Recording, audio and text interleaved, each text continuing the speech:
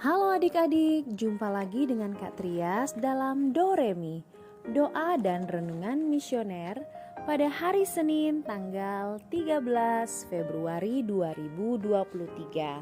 Semoga hari ini kita selalu dalam keadaan sehat dan bahagia. Adik-adik sekalian, hari ini bacaan yang akan kita baca akan diambil dari Injil Markus. Namun sebelum kita membacanya, mari kita berdoa. Dalam nama Bapa dan Putra dan Roh Kudus, amin. Tuhan Yesus, kami mengucap syukur untuk hari yang indah ini. Kami mengucap syukur pula atas nafas kehidupan yang Engkau selalu berikan kepada kami. Ya Tuhan, kami hendak membaca dan merenungkan sabda-Mu. Bantulah kami agar kami dapat memahami isi bacaannya nanti. Demi Kristus Tuhan dan pengantara kami, amin. Dalam nama Bapa dan Putra dan Roh Kudus, amin.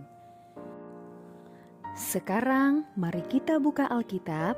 Kita buka Injil Markus pasal 8 ayat 11 sampai 13. Inilah Injil suci menurut Markus. Dimuliakanlah Tuhan. Sekali peristiwa datanglah orang-orang Farisi dan bersoal jawab dengan Yesus. Untuk mencobai Dia, mereka meminta daripadanya suatu tanda dari surga. Maka mengeluhlah Yesus dalam hati dan berkata, "Mengapa angkatan ini meminta tanda? Aku berkata kepadamu, sungguh kepada angkatan ini sekali-kali tidak akan diberikan tanda." Lalu Yesus meninggalkan mereka. Ia naik ke perahu dan bertolak ke seberang. Demikianlah sabda Tuhan. Terpujilah Kristus. Adik-adik sekalian yang dikasihi oleh Tuhan Yesus Kristus, terkadang kita manusia membutuhkan tanda. Suatu tanda selalu memiliki fungsi menghadirkan sesuatu yang mewakili dari tanda itu. Tanda yang menghadirkan itu bisa membantu kita untuk merasakan dan meyakini sesuatu. Tetapi dalam bacaan Injil hari ini, mengapa Yesus menolak permintaan tanda dari orang Farisi? Bukankah itu akan membantu iman mereka kepada Yesus? Rupanya Yesus tahu betul bahwa orang Farisi sebenarnya tidak memiliki niat tulus untuk mengenal Yesus. Hati mereka keras. Mata mereka masih buta. Sekalipun sudah melihat tanda-tanda yang telah dibuat oleh Yesus, mereka tidak merasa dan melihat bahwa Yesus itu adalah tanda kehadiran Allah yang menyelamatkan. Yesus yang ada di hadapan mereka adalah tanda yang paling besar. Lantas, dengan menolak permintaan orang Farisi, Yesus mau mengajak mereka untuk menjadi dewasa dalam iman. Kedewasaan dalam iman adalah tidak tergantung pada suatu tanda, tetapi lebih pada sebuah kesadaran iman akan karya dan kehadiran Tuhan dalam hidup serta penyerahan diri secara total kepada Tuhan. Adik-adik sekami,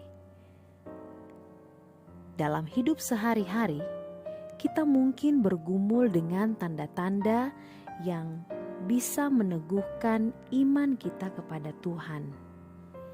Kita mengharapkan tanda besar dari Tuhan. Kita menantikan karya besar dari Tuhan. Dengan tanda dan karya besar itu, kita yakin akan lebih beriman kepada Tuhan.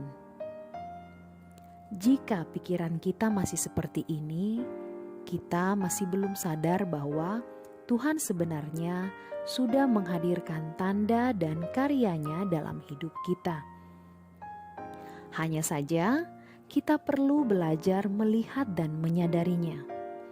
Kita perlu belajar memiliki lompatan iman bahwa Tuhan bekerja di dalam peristiwa-peristiwa sederhana yang tampaknya tidak berarti, tetapi sering kita lihat, sadari, dan alami. Kita perlu belajar melihat tanda kehadiran dan karya Tuhan dalam setiap peristiwa hidup kita. Berbahagialah kita yang tidak melihat tetapi percaya. Dengan seruan Yesus, semoga kita semua bisa menjadi orang-orang percaya bukan kalau ada tanda, namun hidup karena iman percaya di dalam nama Yesus. Semoga demikian. Amin.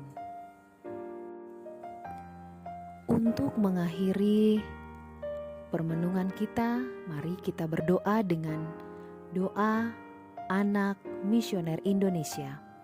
Dalam nama Bapa dan Putra dan Roh Kudus. Amin.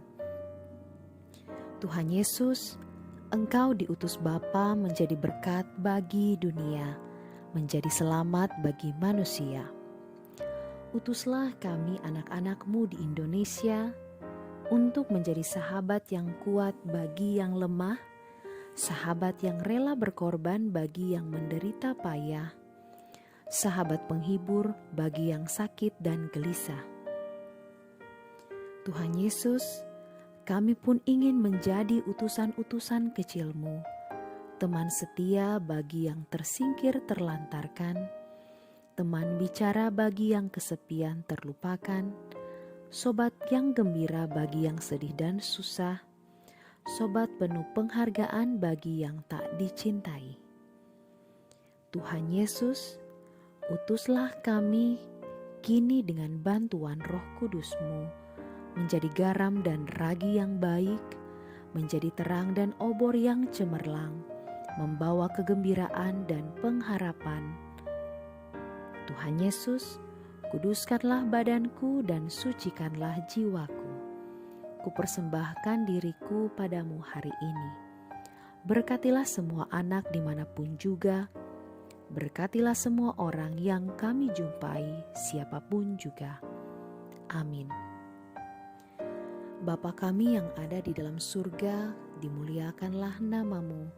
Datanglah kerajaan-Mu, jadilah kehendak-Mu di atas bumi seperti di dalam surga.